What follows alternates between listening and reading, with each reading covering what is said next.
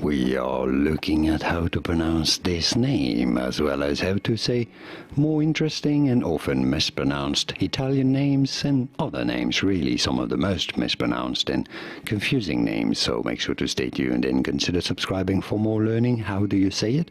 In Italian, this is usually pronounced as Paola, Paola. Pretty straightforward. Once you know, you do want to stress on the first syllable. Paola is how this is said. In Italian, this is the feminine given name, equivalent to Paul, but the female version, the girl's name for Paul, in Italian, Paola. And now you know it all. Here are more videos on how to pronounce more interesting names whose pronunciations aren't always obvious. I'll see you there to learn more. Thanks for watching.